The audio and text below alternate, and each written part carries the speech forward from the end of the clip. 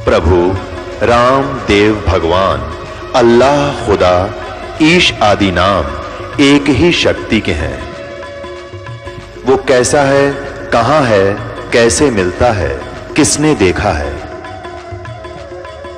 ये प्रश्नवाचक चिन्ह पूर्ण रूप से हटाने के लिए अवश्य सुनिए जगत गुरु तत्वदर्शी संत रामपाल जी महाराज के अमृत वचन सर्व पवित्र धर्मों के पवित्र शास्त्रों के आधार पर।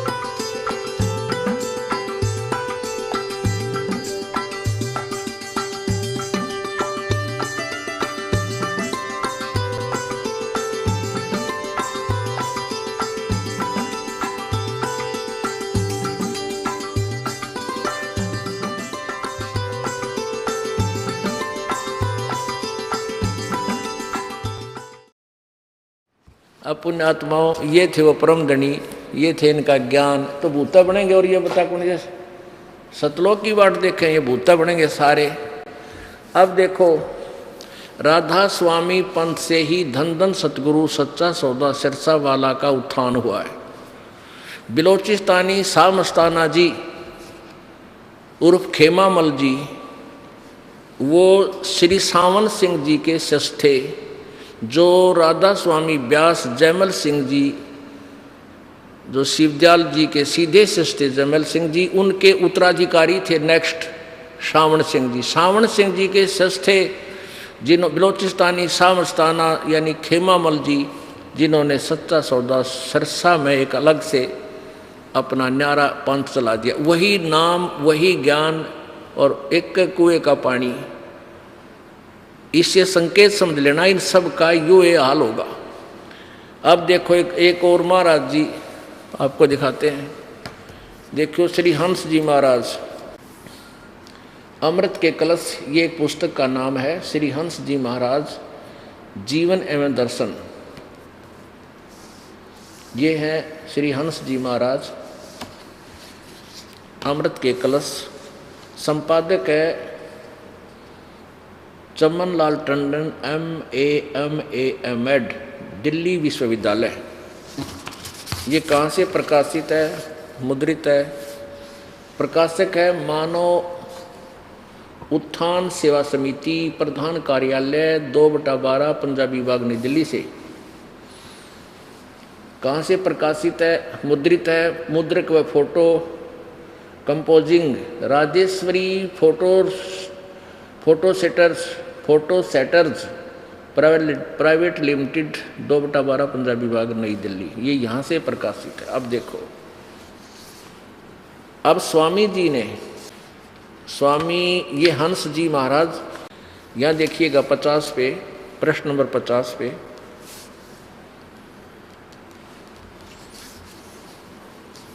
इनका जन्म ग्राम गाड़की सेड़िया पट्टी तलाई पौड़ी गढ़वाल में 8 नवंबर सन 1900 को सूर्यवंशी परिवार में हुआ। इनका जन्म का नाम हंसराम सिंह था। इनके पिता का नाम श्री रणजीत सिंह रावत था। दादा का नाम श्री हेमंत सिंह रावत था, जो देशवाल रावत के वंश के साधारण कर सकते। श्री महाराज जी बताया करते थे कि उनकी माँ उनको भी अपने साथ मंदिर ले जाती थी और वहाँ मैं महादेव और पार्वती के साक्षात खड़े देखता था। इस प्रकार बचपन से ही उनके अंदर भगवत दर्शन की तीव्र लगन पैदा थी। बाल्यकाल से ही वह एक विलक्षण बालक थे। हंसी की छटा इनके मुख मंडल पर सदा गुलाब के फूल की तरह खिली रहती थी, इसलिए लोग उनसे प्यार से उनको हंसा हंसा कहते थे। हंसा हंसा। महात्मा सत्यानंद जी जो श्री महाराज जी के निकटतम सेवक रहते थे, बताते थे कि एक बार हरिद्वार में उनकी भेंट श्री हंस जी महाराज के बचपन के एक साथी से हो गई। प्रसंगवश जब संत महात्माओं की बात चली तो उस व्यक्ति ने जो कि उमेद सिंह गढ़वाल वाले के यहाँ ठहरे हुए थे, महात्मा और सिद्ध पुरुषों को तो मैंने भी एक से एक देखे हैं, परंतु जो चमत्कार बचपन में दिखाकर किसी सिद्धि महात्मा ने नहीं देखा। उन्होंने बताया कि जब मैं लगभग 8 वर्ष का था तो बच्चों के साथ खेलता था, तब मेरी उम्र एक बालक, हम उम्र का एक बालक, मेरी ही उम्र का एक बालक हमारे साथ खेलता था। उसका नाम हंसराम सिंह था। हम उसे हंसा हंसा कहते थे, हंसा हंसा।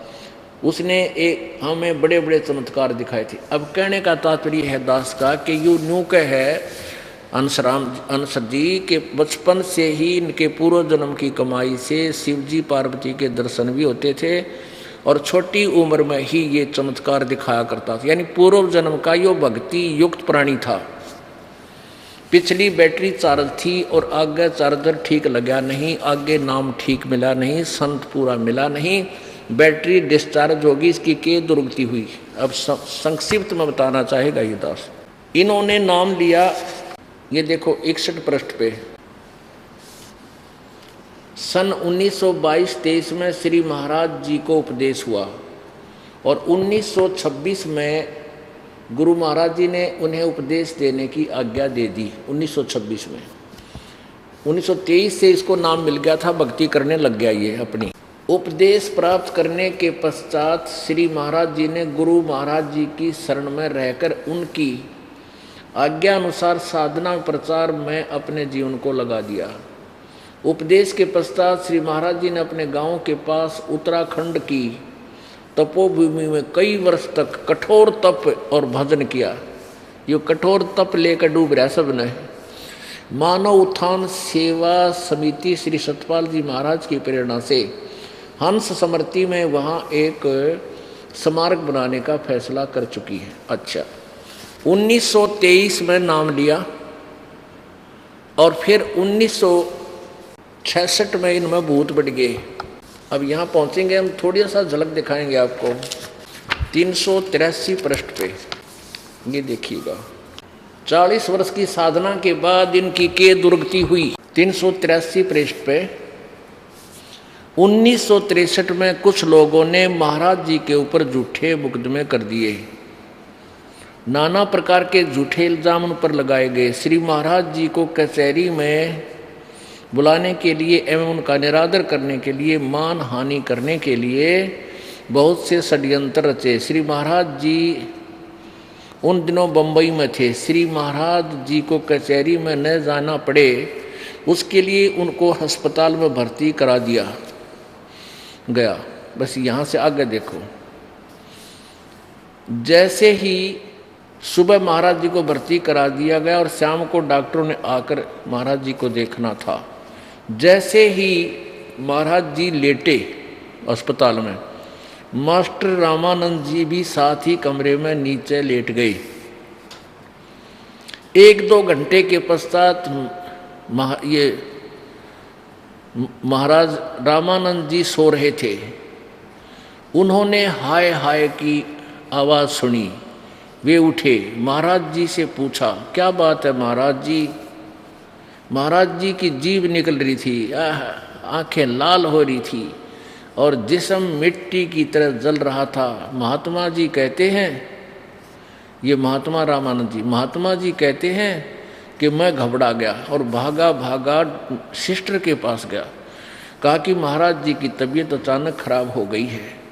डॉक्टर आए, उन्होंने महाराज जी का तापमान चेक किया, 104 बुखार पाया था। सारी रात बेचैनी में काटी। डॉक्टर ने से कहा कि इनको तो दिल्ली जाना है, इनका तो सम्मन आया हुआ है। डॉक्टर ने कहा कि इस हालत में ये दिल्ली नहीं जा सकते और झट डॉक्टर ने एक मेडिकल सर्टिफिकेट दे दिया। महाराज जी की तबीयत लगभग 1 महीने के लिए खराब रही। अब सुनिए, देखियो क्या हाल है इसका। हम सब लोग घबरा गए। कभी बुखार इतना तेज हो जाता था कि महाराज जी की आंखें एकदम लाल हो जाती थी। जब कुछ दिनों बाद महाराज जी होश में आए तो महात्मा रामानंद जी ने कहा कि महाराज जी आप तो अच्छे भले सो रहे थे, यह एकदम आपको क्या हो गया, इतनी आपकी हालत कैसे खराब हो गई। तो महाराज जी ने कहा, जैसे मैं लेटने लगा तो मैंने कहा, हे गुरु महाराज अब तो मेरी लाज आपके हाथ में है। ये लोग झूठे मुकदमे बनाकर मुझे कचहरी में खड़ा करना चाहते हैं। मैं बीमार तो नहीं हूँ, ये लोग झूठा मेडिकल सर्टिफिकेट भेजेंगे, यह तो झूठ ही होगा। बस जैसे ही यह मन में आया तो मैं लेटा तो मुझे बुखार चढ़ना शुरू हो गया और उसी से आज मेरी यह हालत हो गई। गुरु महाराज जी ने मेरी लाज रखी और सचमुच मुझे बीमार कर दिया। जय उतरे महाराज जी का। देख अब यो क्या था, देखियो सारी कहानी पढ़ियो प्रेमियों, तुम बालक नहीं हो, बुद्धिमान समाज है, आज शिक्षित समाज है, बहन बेटी भाई बुजुर्ग बच्चे, आगे देखो सारी कहानी, फिर बाद में समझ में आ गई कौन था यो। महाराज जी भी भूत बन रहा था इसका।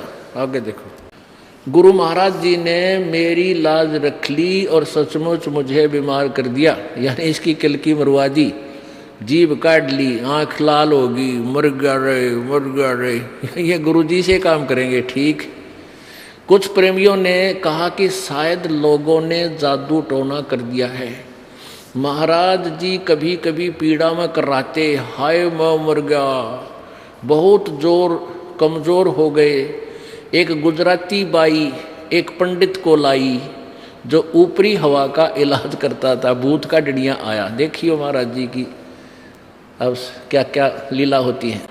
तो उसने महाराज जी को देख कर कहा, अरे इनको तो किसी ने कुछ कर दिया और ये तभी ठीक होगा जब इनकी नज़र उतारी जाए और चौराहे की पूजा की जाए। जय हो, देखो चौराहे की पूजा की जाए। पंडित जी ने एक मंत्र बताया जो नज़र उतारने का, कि उतारते समय बोला जाएगा। सारी सामग्री मंगाई गई और पंडित जी को उसकी दक्षिणा दे दी गई। और महात्मा रामानंद जी जो स्वयं ब्राह्मण परिवार के थे, उन्होंने इस कार्य को अपने हाथ में लिया। लगभग 5-7 प्रेमी वहाँ पर थे। रात के 12 बजे उस सामग्री को एक कलश में रखकर चौराहे में रखना था। रामानंद जी ने नज़र उतारने के बाद कहा कि कौन मेरे साथ चलेगा। सभी भयभीत हो रहे थे। अंत में उन्होंने डांट कर कहा कि अरे डरते क्यों हो, मैं भी तो चल रहा हूँ, क्या भूत हमें खा लेगा। अंत में उन्होंने एक दूसरे महात्मा को तैयार किया। वो तो डर गए सारे भूता थे, सारे चेले। घन घोर वर्षा हो रही थी, तेज हवा चल रही थी।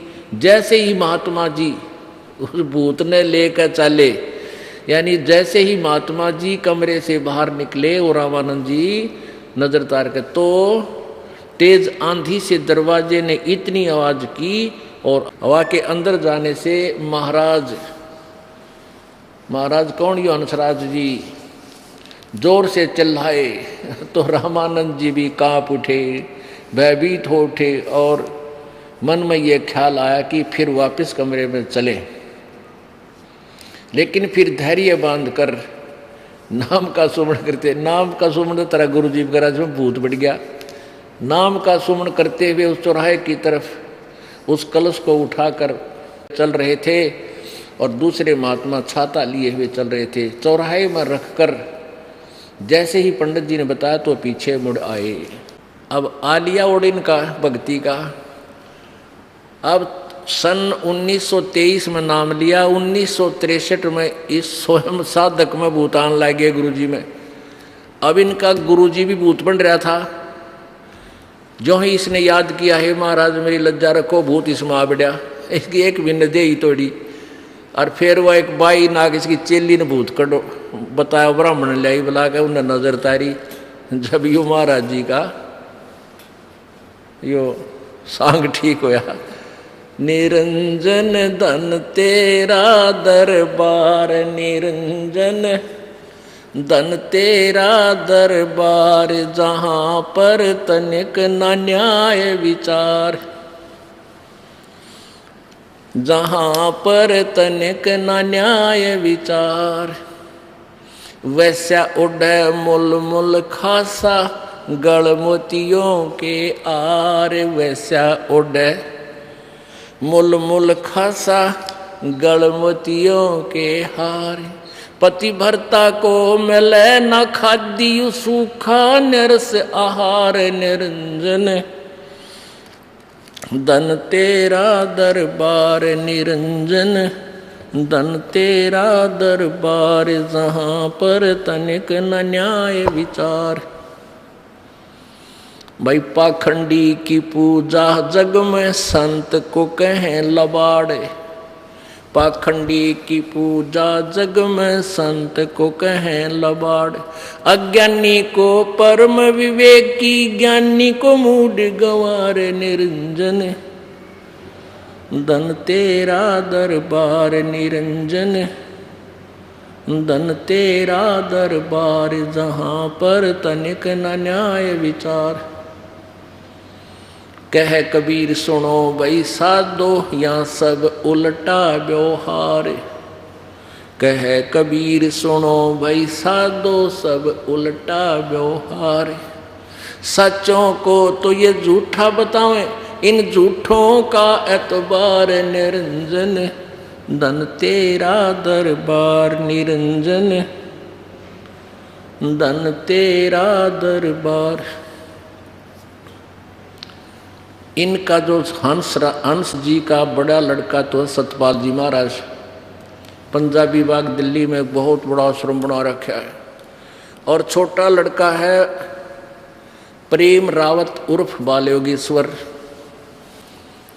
उसने कहे अपना जहाज खरीद रखा है और वहाँ दिल्ली के अंदर लगभग 200 एकड़ जमीन में बिल्डिंग बना रखी है। ये बोली आत्मा इनका पीछे लाग रहे, जिनके हेड ऑफ द डिपार्टमेंट में प्रेत बढ़ गए और भूता की झाड़ा लुआर, फिर उसकी जान बची तो औरा की के रक्षा करेंगे। परमपिता परमात्मा की वो वाणी सच्ची है कि सतगुर पुरुष कबीर हैं ये चारों युग परवान, और झूठे गुरु अमर कहिए हो गए भूत मसान। बोलो सतगुरुदेव सत साहेब। परमपिता परमात्मा पूर्ण ब्रह्म सर्वश्रेष्ठी रचनहार कुल के मालिक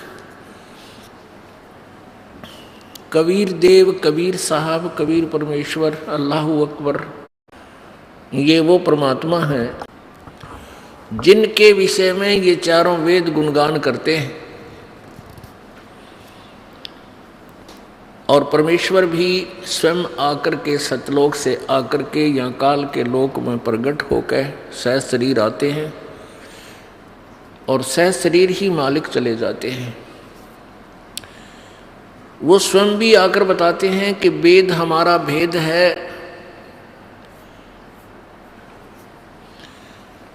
मैं ना वेदन के माही, और जौन वेद से मैं मिलूं भाई वह वेद जानते ना। चारों वेद ऋग्वेद, यजुर्वेद, सामवेद और अथर्ववेद, इन चारों वेदों को वेद नाम से जाना जाता है कि वेद हमारा भेद है। कबीर जी कहते हैं वेद मेरा भेद है, मेरे बारे में ही गुणगान करता है, पर मैं ना वेदन के माही, यानी मैं इन वेदों में वर्णित विधि से प्राप्त नहीं हो सकता। मैं का अर्थ है कि मेरा जो वास्तविक जाप विधि, मेरे पाने का जो तरीका है वो इन वेदों में नहीं है। अर्जुन से वेद से मैं मिलूं, जैसे गीता जी अध्याय नंबर 4 के श्लोक 32 में कहा है कि वो सच्चिदानंद घन ब्रह्म की वाणी में सब प्रकार के धार्मिक अनुष्ठान जो शास्त्र अनुकूल हैं उनको विस्तार से लिखा गया है और उनको अपनी क्रियाओं द्वारा कर्म करके सफल किया जाता है। उसके विषय में तत्वदर्शी संत ही बताएंगे। चौथे अध्याय के 34वें श्लोक में कहा है, उन तत्वदर्शी संतों की खोज कर उनसे पूछो, फिर वो बताओगे। तो यहां परमात्मा खुद भी कह रहे हैं कि वेद हमारा भेद है, मैं ना वेदन के माही, और जौन से वेद से मैं मिलूं। सच्चिदानंद घन की वाणी में अपने आप अपने मुखारविंद से उच्चारित अपनी महिमा के ज्ञान को परमात्मा स्वयं ही संकेत कर रहे हैं कि उस वेद से, सूक्ष्म वेद से मैं मिलूं, और उसको वेद जानते ना। उन चारों वेदों में वो वर्णन नहीं है। जैसे गीता जी अध्याय नंबर 8 के श्लोक नंबर 13 में गीता ज्ञान दाता ब्रह्म श्री कृष्ण जी में प्रवेश कर कर बोल रहा है, कह रहा है कि मेरा एक ओम अक्षर है, नथिंग एल्स, इसके अतिरिक्त कोई मंत्र नहीं है। और ये उच्चारण करके सिमरण करते हुए जो अंतिम श्वास तक, शरीर छोड़ते समय भी इसका श्वास स्मरण करते हुए देह त्याग जाता है, तो परम गति को प्राप्त होता है, अर्थात मेरे वाली साधना को प्राप्त होता है। फिर 8वें अध्याय के 5 और 7 श्लोक के अंदर अपने विषय में कहता है, मेरा भजन कर मुझे प्राप्त होगा। मेरा एक और मंत्र है 8 के 13 में।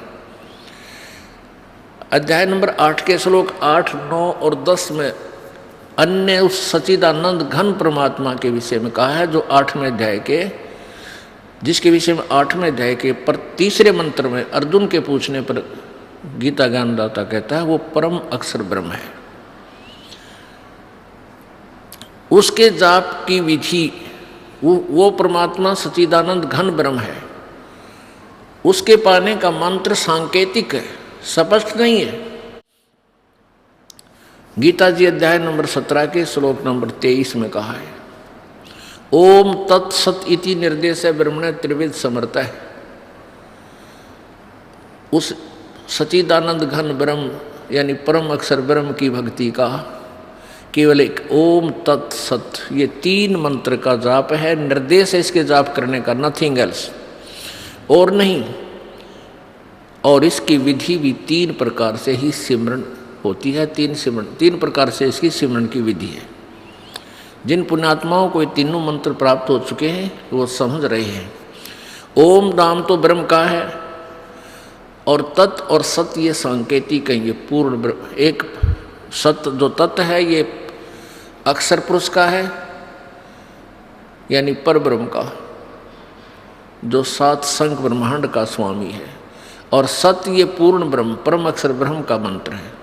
इन तीनों मंत्रों का सामूहिक जाप है। इसकी विधि तीनों की भिन्न भिन्न है सिमरण की, तो इसलिए त्रिविध समर्थ है। 3 प्रकार से सिमरण की विधि बताई गई है, त्रिविधा। पुण्यात्माओं, जब तक हम ये निर्णय नहीं कर लेंगे कि कौन परमात्मा है और जो हमें सुख देता है, पूर्ण मोक्ष दे सकता है, जन्म मृत्यु के इस झंझट को सदा के लिए समाप्त कर सकता है, तब तक हम साधना भी करते हैं, वो साधना व्यर्थ है। भले ही यहाँ का विधान है कि वर्क डन सबको मिलता ही है, लेकिन वो भी व्यर्थ है। कैसे व्यर्थ है? जैसे किसी ने धर्म भंडारा कर दिया, पक्षियों को दाने डाल दिए, कुत्ता ने रोटी डाल दी। एक तरफ तो इनको व्यर्थ कहा है, एक तरफ से ये भी कहा है कि किया हुआ शुभ अशुभ आपको प्राप्त होगा ही होगा। ये दोनों बात कैसे? हाँ, ऐसे जैसे आपने कोई कुत्ते देखे होंगे कार में चलते हैं। कुछ एक ऐसे कुत्ते हैं जो कार में चलते हैं। एक कुत्ता बैठा होता है गाड़ी की जो है मालिक वाली सीट पे, और मालिक चला रहा होता है उस कुत्ते की गाड़ी। और वो अलग से उसके लिए कमरा होता है, उसके लिए अलग से आजकल तो एसी भी लगाने लग गए होंगे ये चोचलेदार व्यक्ति।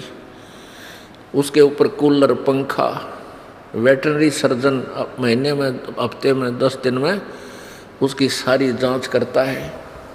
और बढ़िया आहार उसको प्राप्त होता है। उस कुत्ते को मालिक स्नान कराता है, सैर सपट्टे करवा कर लाता है। अब उसको ऐसी सुविधाएं हैं उस कुत्ते को, शायद जनसाधारण को भी नहीं हो सकती, मनुष्य को। अब ऐसा क्यों है? क्योंकि उस प्राणी ने जब वो मानव शरीर में था उसने मनमाना आचरण किया, मनमानी पूजाएं की, शास्त्र अनुसार साधना नहीं की, पूर्ण संत की खोज नहीं की, कहीं पर धर्म भंडारे करवा दिए, कि तो कुत्तों को रोटी डाल दी, कि तो पक्षियों को दाना डाल दिया, कि तो गौशाला बनवा दी, कहीं धर्मशाला बनवा दी। उनका प्रतिफल उसको मिलना था, क्योंकि जैसे कर्म करेगा वो फल मिलता है। अब संत इसे व्यर्थ भी कहते हैं। जैसे अब उसने जब मानव शरीर में था ये धर्म किया और किया हुआ पुण्य भी उसको मिलना था, उसको कुत्ते की योनि में वो सब सुविधा प्राप्त होगी। कुत्ते की योनि में सब सुविधा प्राप्त होगी और कुत्ते की योनि में अपने सारे उन पुण्यों को खा कर छिड़क पे छोड़ कर छोड़ देगा। फिर सूअर की योनि में जाओगा, फिर क्या सुविधा मिलेगी? वो होली पूरी समाप्त हुआ, सारा उसका जो किया हुआ था दे दिया काल ने। यह परमात्मा कहते हैं ऐसा किया हुआ तुम्हारा पुण्य भी व्यर्थ है। यदि आपको पूर्ण संत मिले होते, पूर्ण संत से उपदेश लेकर उसके आदेश अनुसार आप धर्म पुण्य करते, तो आप या तो पार हो जाते और अन्यथा आपका मनुष्य जीवन मिलता। जो सुविधाएं उस कुत्ते की योनि में प्राप्त हुई, आपको मनुष्य योनि मिलती। मनुष्य के शरीर में वो सब सुविधाएं, कार, कोठी, ड्राइवर, एसी, कूलर, सारी सुविधाएं प्राप्त होती, मेडिकल फर्स्ट एड सब प्राप्त होती। और हो सकता है भरमते भटकते कोई फिर संत दोबारा मिल जाता, बैटरी फिर चार्ज हो जाती। इसलिए कहा कि जो साधना आप जी करते हो वो व्यर्थ है। तो इसलिए गीता जी अध्याय नंबर 17 के श्लोक नंबर 23 में 3 मंत्र बताए हैं। ओम ब्रह्म का, तत् ये सांकेतिक है, ये पर ब्रह्म का, और सत्य ये भी सांकेतिक, ये दास बताओगा, ये सार शब्द है, सार मंत्र है, सार नाम है, वो है पूर्ण ब्रह्म का। इन तीनों मंत्रों के जाप से पूर्ण मोक्ष होगा। अन्य किसी भी सदग्रंथ में इन मंत्रों की जानकारी नहीं है। वेदों में संकेत है कि जो 3 नाम के जाप से पूर्ण संत 3 नाम का जाप देता है, उस 3 नाम के जाप की कमाई से मोक्ष पूर्ण देता है और आयु भी बढ़ा देता है। परमात्मा बढ़ाता है उसके जो 3 नाम के जाप का सिमरन विधिवत किसी संत से प्राप्त है। अब कई संत नकली यही एक नाम देते हैं, हरि ओम तत्सत, हरि और ला दिया उसका आगे, क्यों? चातुर प्राणी है, इतने ना कि मैं श्रृंगार कर दे, कि मैं चमक दमक ना बनाओ, तो बोली आत्मा ने सोचेगी तो वो ये नाम है सुना सुनाया, उसमें एक और जोड़ दे। अब जैसे जैनियों ने ओम मंत्र है सीधा वेदों का, और वेदों से ही ऋषभदेव जी ने साधना शुरुआत प्रारंभ की थी। आगे चल के एक तीर्थ करने उस ओम को अणोम अणोम अणोम करना शुरू कर दिया, उससे की महिमा होगी कि यो मंत्र और बड़ी अणोम। अरे वो ओम में कह देना सीधा, वो मेरे ख्याल में वो कारण गुनगुना होगा तो वो प्रसिद्ध हो गया। तो ऐसे इस ओम तत्सत का आगे हरि और ला लिया, हरि ओम तत् सत, इसका जाप शुरू कर दिया। कितने शरण पैर अपने आत्माओं जैसे काजू है और बादाम है, जैसे बादाम है अखरोट है, इनका ऊपर छिलका अलग है, और कोई सजा छिलका खान लगे दांत और तोड़वा ले ना वो टेस्ट आवे, इनके अंदर है गिरी खान की। तो ऐसे ही ये तत्व, इसके अंदर एक सांकेतिक शब्द है जो दास आपको देगा।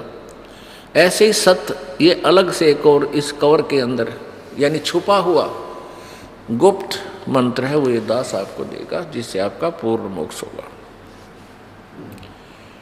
तो सबसे पहले हमने परमात्मा पहचानना है, भाई भगवान कौन है। अब जैसे अधिकारी हैं, ये सभी साहब कहलाते हैं। प्रभु की परिभाषा हम ऐसे समझ सकते हैं जैसे एक विभाग में तहसीलदार साहब कहलाता है, एसडीएम साहब कहलाता है, डिप्टी कमिश्नर साहब कहलाता है, कमिश्नर भी साहब कहलाता है, मंत्री भी साहब कहलाता है, मुख्यमंत्री भी साहब कहलाता है, प्रधानमंत्री भी साहब कहा जाता है, और राष्ट्रपति जी को भी साहब कहा जाता है। तो ये सभी साहब से संबोधित हैं, सभी साहब हैं, लेकिन इनकी शक्ति में दिन रात का अंतर है। आप जी का जो कार्य है, आप उसी साहब के पास जाओगे जब आपको ज्ञान हो जाएगा कि मेरा कार्य इस साहब से होना है, तो आप सीधे एप्लीकेशन उसी के दर पर दोगे।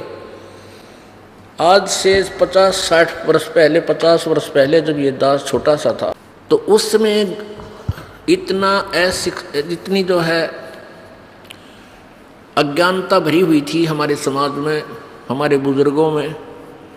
यदि कोई अधिकारी आ जाता टोपी पहन के, टोप पहन के, तो न्यू क्या करते, साहब आ रहा है। कोई कौन सा साहब आ रहा है, नहर महकमे का साहब आ रहा है, कि दो ही संबंधित थे विशेषकर, एक रेवेन्यू वाले और एक ये इरिगेशन वाले। तो न्यू करते साहब आ रहा है। उनको ये नहीं मालूम था ये किस स्थिति का, किस कैटेगरी का साहब है, जैसे एसडीओ साहब है या एक्शन साहब है या एससी साहब है या चीफ साहब है। तो न्यू क्या करते, साहब आ रहा है। तो पुण्यात्माओं, आज पूरा मानव समाज केवल उन महापुरुषों को छोड़कर जिनको परमात्मा का साक्षात्कार हुआ और परमेश्वर से उस तत्व ज्ञान की प्राप्ति हुई, पूरा समाज उस स्थिति में है जैसे आज से 60 वर्ष पहले भारतवर्ष अनएजुकेटेड होने के कारण मानव समाज जैसा था। आज भक्ति मार्ग में ऐसा है, सभी राम राम कहते हैं। परमात्मा करेगा भाई राम करेगा, अल्लाह करेगा, रब करेगा, हे भगवान, हे रब, हे अल्लाह, मुझे ऐसा लाभ देना। पर कौन से साहब के सामने एप्लीकेशन रख रहे हैं, ये नहीं विरक्षी। पुण्यात्माओं, इस तत्व ज्ञान से अब जैसे पहले, अब क्या स्थिति है भारतवर्ष के नागरिक की, उसको प्रत्येक अधिकारी की अक्षमता का पता लग गया। भाई तहसीलदार का इतना ब्योंस है, एसडीएम की ये पावर है, डीसी की इतनी पावर है, कमिश्नर की इतनी पावर है, मंत्री की इतनी पावर है, मुख्यमंत्री की इतनी शक्ति है, प्रधानमंत्री की इतनी पावर है। अब हम सबसे परिचित हैं, लेकिन कोई भी साहब अनादरणीय और हेय नहीं है, लेकिन अपनी अपनी स्थिति में वो साहब हैं, लेकिन वो कंप्लीट नहीं है। कंप्लीट साहब, कंप्लीट तो ये प्रधानमंत्री और फिर राष्ट्रपति जी हैं। तो इस तत्व ज्ञान से आपको इन सभी प्रभुओं के बारे में ऐसी जानकारी हो जाएगी जैसे आज आप एजुकेटेड होने से सभी अधिकारियों और कर्मचारियों की स्थिति से परिचित हो चुके हो। तो ये कोई बुरा नहीं है। क्लर्क से लेकर प्रधानमंत्री तक, पीएन से लेकर प्रधानमंत्री तक कि हमें केवल ये जानकारी होगी है कि ये कितनी पावर का है, लेकिन है कोई नहीं होता। ऐसे ही हम आपको दास ये सभी ऐसा ज्ञान देगा, तत्व ज्ञान दे रहा है कि आपको सभी भगवानों की, ब्रह्मा विष्णु महेश देव, ब्रह्म परब्रह्म पूर्ण ब्रह्म की सबकी जानकारी हो जाएगी, कौन कितनी पावर रखता है। फिर आपने देखना है कौन से साहब के आगे एप्लीकेशन रखनी है, आपने किससे मित्रता करनी है। बस इतनी सी बात है। गीता जी अध्याय नंबर 2 के श्लोक नंबर 46 में 46 में कहा कि अर्जुन, एक बहुत बड़े जलाशय की प्राप्ति के उपरांत, बहुत बड़े जलाशय यानी सरोवर, बहुत बड़ी झील की प्राप्ति के उपरांत और छोटे जलाशय यानी छोटे जोहड़ में, तालाब में, टैंक में जैसी आस्था प्राणी की रह जाती है, ऐसे ही तत्व ज्ञान से आपको जो पूर्ण परमात्मा की महिमा का परिचय हो जाएगा, उसके बाद अन्य भगवानों में तेरी आस्था ऐसी रह जाएगी। अब कितना स्पष्ट एग्जाम्पल है, उदाहरण है, कितना स्पष्ट। अब जैसे पहले क्या करते थे कि तालाबों पर ही आश्रित रहता था मानव समाज, उसी से सिंचाई करता था, पशुपालन करता था, तो पानी पशुओं को उसी तालाब से पिलाता था, स्वयं भी उसी जोहड़ से पानी पीकर अपना जीवन रक्षा करता था। तो वो जो छोटे तालाब होते थे वो प्रति वर्ष वर्षा होती थी, वर्षा से भर जाते थे, और उसके ऊपर शेष समय जो रेनी सीजन नहीं होता उस पर आश्रित व्यक्ति उसी से जलपान करते थे। और 2 वर्ष 1 वर्ष वर्षा ना हो तो वो तालाब समाप्त हो जाता था, उसमें जल नहीं रहता, वो सूख जाता था, और उस पर आश्रित प्राणी भी प्यासे भूखे मर जाते थे, खत्म हो जाते थे, नष्ट हो जाते। अब उन व्यक्तियों को जो एक छोटे से तालाब पर आश्रित है और उनको कहीं दूरी पर, कितनी ही दूरी पर या आसपास एक बहुत बड़े सरोवर की जानकारी हो जाए, जो 10 वर्ष ना वर्षा ना हो तो भी उसका जल समाप्त ना हो, तो फिर उन व्यक्तियों की आस्था उस सरोवर में, बड़े सरोवर में, बड़े जलाशय में जो हो जाती है, उसके पश्चात, उसकी प्राप्ति के पश्चात फिर छोटे जलाशय में जैसी आस्था रह जाती है, आप समझ गए होंगे। इसको ज़्यादा क्लियर करने की आवश्यकता है कोई नहीं। अब वो तालाब, छोटे तालाब का में भी जल ही था, बुरा नहीं था, लेकिन वो यानी पूर्ण लाभदायक नहीं था, वो पूर्ण लाभदायक नहीं था, वो कंप्लीट नहीं था वो। और उस बड़े जलाशय के प्राप्ति के उपरांत ये जीव निश्चित हो जाता, फिर उस तालाब की तरफ ना देखता झांक के भी, वहीं अपना सारा टांडा ठेरा ठा के वहाँ रुक जाता है, जाकर उसके आश्रय सुख हो गया सदा के लिए। ऐसे ही जब आपको तत्व ज्ञान के आधार से ये पता लग जाएगा कि कबीर परमात्मा पूर्ण ब्रह्म, यही पूर्ण मोक्षदायक है, पाप नाशक है और समर्थ प्रभु है, सर्व सृष्टि सर्जनहार है, ये परमात्मा जहाँ रहता है वो लोग कभी नाश में नहीं आता। गीता जी अध्याय नंबर 18 के श्लोक नंबर 62 में कहा कि अर्जुन तू सर्वभाव से उस परमेश्वर की शरण में जा, उसकी कृपा से तू परम शांति और शाश्वत स्थान यानी सनातन परम धाम सतलोक को प्राप्त होगा। शाश्वतम स्थानम, सदा रहने वाला स्थान जो कभी नाश में ना आवे। तो ऐसे जिसमें आपको पूर्ण परमात्मा की महिमा का ज्ञान हो जाएगा, फिर आपको ये दूसरे भगवान भूंडे ना लगे, ये बुरे नहीं लगेंगे, लेकिन अपने लेवल के बिना अपनी आवश्यकता ये पूरी भी नहीं कर सकते। इसलिए ये अच्छे होते हुए भी हम नहीं सुहावेंगे, हमारा इनमें आस्था बन नहीं सकती। जब हमें इतना बड़ा सरोवर मिल गया, वो छोटे पे कौन आओगा, इतनी दूर से चल गया वहाँ नहीं। तो ऐसे ही जब हमें परमात्मा कबीर जी के विषय में जानकारी हो जाएगी, फिर हमारी श्रद्धा बनेगी। ये ज्ञान रह रह कर आपको जो सुनाया जाता है, ये इसका उद्देश्य यही है कि जैसे हमने राम कृष्ण और सीताराम राधे श्याम की ना जाने हजारों बार ये कथा सुन रखी है, हजारों बार वो हमारे अंदर जबरदस्त फीड हो रही है, और हजारों बार हजारों व्यक्तियों से एक ही ज्ञान सुनने से हम निश्चिंत हो गए और उन पर पक्के आश्रित हो गए। इसी प्रकार इस परमेश्वर की महिमा आपको रह रहकर हजारों बार लाखों बार सुना होगा ये दास, तब आपके हृदय में इस परमात्मा की आस्था समा जाएगी, घर कर जाएगी। फिर आपको दूसरे भगवान बुरे नहीं लगेंगे, लेकिन श्रद्धा नहीं रहेगी। जैसे पति भरता पत्नी होती है, वो अपने पति, वो पूरे परिवार में रहती है, सास भी है, ससुर भी है, देवर है, देवरानी है, जेठ और जेठानी है, ननंद है, और भी रिश्तेदार आदि आते हैं।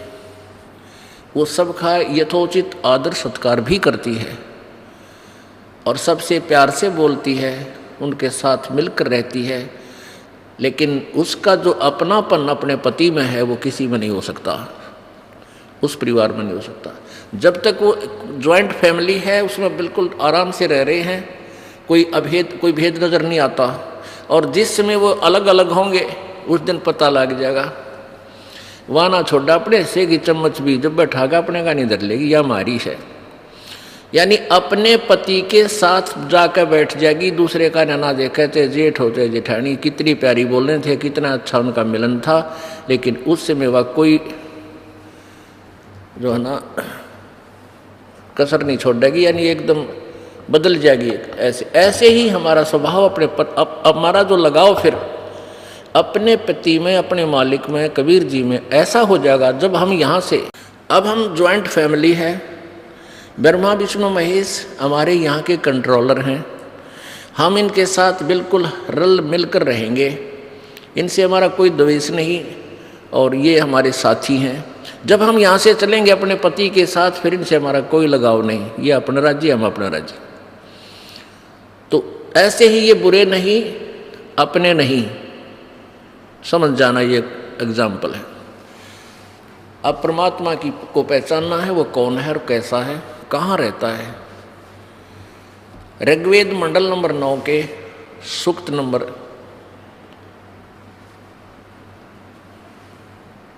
ऋग्वेद मंडल नंबर 9 के सूक्त नंबर 82 में और 86 में, 86 के मंत्र नंबर 26-27 में स्पष्ट किया है कि वो परमात्मा कबीर है, उसका नाम कबीर, हम उसको कबीर कह देते हैं। वो सतलोक से अपने निज धाम से चलकर आता है और वरिष्ठ अपने श्रेष्ठ भक्तों को मिलता है। उन अपने भक्तों के जो परमात्मा की साधना करते हैं, उन उपासकों के मार्गों को सरल करता है, उनके पापों को मर्दन करता है, नष्ट करता है, और फिर अपने तत्व ज्ञान का वो प्रचार करता है। पुण्यात्माओं, हमने परमात्मा की महिमा बहुत सी सुनी, और वो तन्नक तन्नक करके डफली बजाने वाला तभी मीठी मीठी सुरीली आवाज़ा में भी सुन ली। अब जब अच्छी लगेंगी जब हम पूर्ण परमात्मा से परिचित हो जाएंगे। सबसे पहले हमने परमात्मा को पहचानना है और ये समझाना कि परमात्मा के बिना परमात्मा की भक्ति करो, ये तो थोड़ी सी देर की बात है, 5-4 बातें समझ में आ जाएगी कि परमात्मा की भक्ति क्यों आवश्यक है और ना करने से क्या हानि है, उसके करने से क्या लाभ है। ये तो 10-20 मिनट का, आज 1 घंटे का सत्संग से बहुत आसानी से आप समझ सकते हो। लेकिन फिर करना क्या है, हमारा दिल वहाँ रुके जा करके सचमुच के ये भगवान है, ये ऐसी ही क्रिया करता है। प्रसंग था कि वेद हमारा भेद है, मैं ना वेदन के माही, और जौन वेद से मैं मिलूं यो वेद जानते नहीं। अब वेद कबीर परमेश्वर जी का ही भेद दे रहे हैं। अब देखना, ऋग्वेद मंडल नंबर 9 और सूक्त नंबर 86 का, ये देखो ऋग्वेद 9 और 10 मंडल है, महर्षि दानव सरस्वती, प्रकाशक है सार्वदेशिक आर्य प्रतिनिधि सभा, महर्षि दानव भवन, रामलीला मैदान, नई दिल्ली। इन झूठों ने तो ये झूठ बोलने का ठेका ले रखा था। इसमें लिखा है कि महर्षि दानव सरस्वती कृत भाषा, यानी इस वेद का अनुवाद कहते हैं 9 और 10 मंडल का अनुवाद महर्षि दानव ने किया। नहीं, दानव का किया, दानव और नाडंगा कर देता है इसमें, ये तो किसी और ने किया है जो थोड़ा बहुत समझ में आवा अपना। इसका प्रमाण आपको देना पड़ेगा, नहीं तो ये अनाड़ी लोग फिर आट अड़ा देंगे, नो कहेंगे ना रामपाल तो झूठ बोला है, वह झूठ ये बेबेर लड़ा करें ना, जब नो क्या करें ईसिया नीसिया दिखा करें, यानी झूठा न हम झूठे दिखा उन्हें, वो खुद झूठे इतने हैं। ये देखो ये ऋग्वेद है, भाषा भाष्य इनका अनुवाद किया गया है। भाष्यकार है दानंद सरस्वती। ये एक और मंडल 1 और 6 1 से 6 किया इसने, और श्रीपाद दामोदर 7 लेकर मंडल 7 से लेकर 10 तक इसने अनुवाद किया है। अरे इन झूठा ने दानंद की मोहर ला रखी है कि इसका नाम तो ये बिक जाया कर दे, वेदों पर इसका नाम ना होता तो नो क्या करते ना भाई हम इसका ना लेते, महर्षि दानंद का अनुवादित होना चाहिए। और ये आचार्य लोग इन दानंद के जो है सत्यार प्रकाश और इन वेदों को बेच के अपनी रोजी रोटी चला रहे थे। इन इसीलिए मुश्किल माचगी रामपाल ने तो थारी पोल खोल दी, और ना तो सत्यार प्रकाश ने कोई लेना, वेदा ने लेकर उड़ंगा कर रखा, इसने सारा अनुवाद नहीं करना रहा। दानंद ने तो कभी भट्ठा बैठा रखा सारे वेदों का। पुण्यात्माओं मेरा इससे कोई दुश्मनी नहीं, हाँ मैं भी एक टीचर हूँ और वो भी टीचर थे, और सिलेबस वही है। आज आप भी शिक्षित हो, आराम से निष्कर्ष निकाल सकते हो और निर्णय कर सकते हो किसका अनुवाद गलत है किसका ठीक है। तो टीचर का कर्तव्य बनता है कि बच्चों के भविष्य को बचावे, चाहे कोई राजी रहे चाहे नाराज रहे, बाढ़ में जाओ, उसने अपना कर्तव्य पूरा करना होता है, वही टीचर होता है। और जितना मीठा बोलवा तेता संत ना हो, परमात्मा कहते हैं जो घना मीठा बोलनी हो संत नहीं होता। संतो कड़ाके की क्या करे। अब देखिएगा ये वेद ऋग्वेद, इसमें इन्होंने प्रकाशक हैं सार्वदेशी कार्य प्रतिनिधि सभा, महर्षि दानंद मंडल भवन, महर्षि दानंद भवन रामलीला मैदान नई दिल्ली। ऋग्वेद आर्य भाषा भाष्य महर्षि दानंद सरस्वती कृत, इस 9 और मंडल का 9-10 का भी इन्होंने इस दानंद के सेरा बांध दिया कि यो भी सन करा। ये देखो, जबकि इसने 1 से 7 तक कर रखा बस। मुद्रक के Prince offset printers 1510 Pataudi house Daryaganj नई दिल्ली। अब आइए ऋग्वेद मंडल नंबर 9 का और सूक्त नंबर 86 और मंत्र नंबर 26-27 को हम पहले देखेंगे। ये देखिएगा, अब देखिएगा ऋग्वेद मंडल नंबर 9 सूक्त नंबर 86 का मंत्र 26। ये क्या स्पष्ट करता है कि यज्ञ करने वाले यजमानों के लिए, यजमान माने भक्तों के लिए परमात्मा सब रास्तों को सुगम करता हुआ, उनके विघ्नों को मर्दन करता हुआ, नष्ट करता हुआ, उनके संकटों को नष्ट करता हुआ और उनको पवित्र करता हुआ और अपने रूप को सरल करता हुआ, तेज पुंज अन्य दे धरकर इस विध हमको भेंट ही, अपने रूप को सरल करता हुआ, यानी क्योंकि परमात्मा का बहुत तेजों में शरीर है, उसको हल्का तेज पुंज का बनाकर आता है। वह कांतिमान परमात्मा, इन्होंने इसका अर्थ कर दिया, कवि बनाकर सर्वज्ञ लिख दिया। प्रथम तक कोई कवि सर्वज्ञ होता ही नहीं। ये देखो इसका है कबीर अति, हम इसको कहते हैं कबीर अतो, कबीर। इन्होंने इसका यहाँ लिख दें वो परमात्मा कबीर है बस। हम इसको कबीर देव है, कबीर देव लिख दें, कबीर साहब लिख दें। कबीर को इन्होंने कवि का अर्थ कर दिया है। यो तो किसी का अर्थ कर दो, सबके नाम का अर्थ हो जाएगा। राम भज है, उसका कह दे राम को भजो, और उसका नाम लिखे नहीं, राम भज से मिलने जाना है, उसने कहा वो है नहीं, उसका तो राम भजो ये अर्थ कर दे। तो ऐसे ही ये कबीर है, हम इसको कबीर कहने लग गए अपनी लोकल लैंग्वेज में, है ये कबीर देव, कबीर देव। अब कबीर देव, कबीर साहब हम वैसे इसलिए कहने लगे कि वो कवि रूप में यहाँ प्रकट होता है, लोग उसे पहचानते नहीं। वेद भी इसलिए उसको कवि ही, कबीर शब्द से ही, कवि के कारण ही प्रसिद्ध है। वो परमात्मा कबीर है। ये देखो सर्वज्ञ है, विद्युत के समान, बिजली की तरह क्रीड़ा करता हुआ, यानी बहुत शीघ्र गति से चलकर वर्णीय पुरुषों को प्राप्त होता है। वर्णीय यानी श्रेष्ठ, वारम यानी श्रेष्ठ वरिष्ठ वर्णीय पुरुषों को प्राप्त होता है। वेद हमारा वेद है, मैं ना वेदन के माही, जौन वेद से मैं मिलूं वो वेद जानते नाही।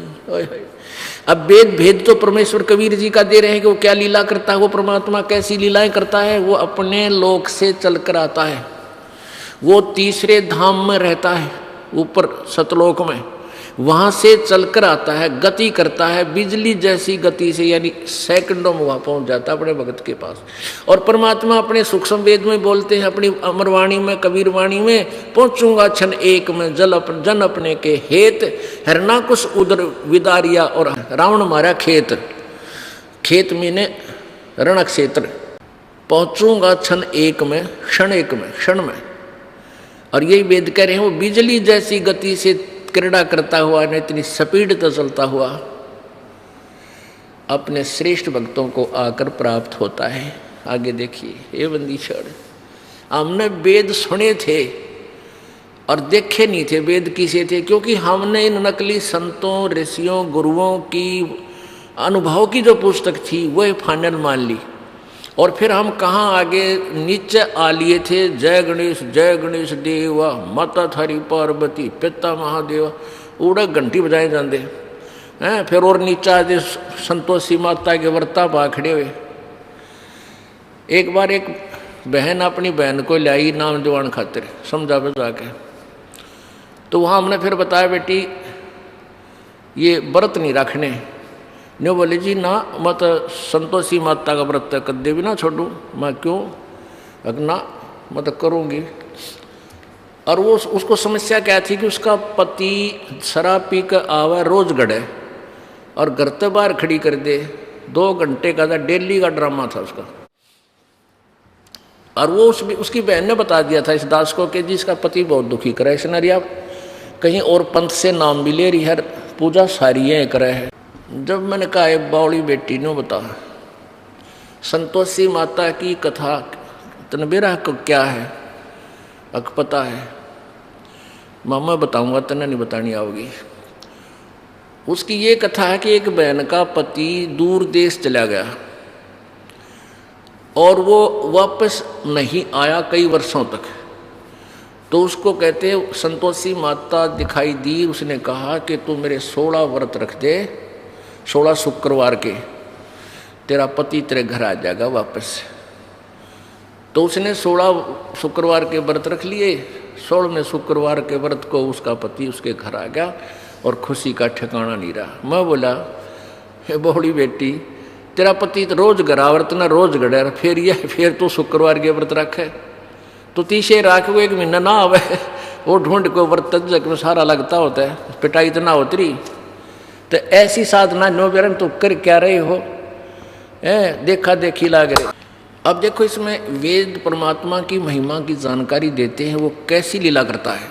और ये लीला कबीर साहब के अतिरिक्त कोई बता दो किसी ने आज तक की होता, किसी भी संत या पंथ या महंत ने इसका जानकारी होता है, या कोई भगवान हो तुम्हारा जिसने ऐसी लीला की जो वेद बताते हैं। और वेदों को हम श्रेष्ठ और सत्य ज्ञान युक्त भी मानते हैं।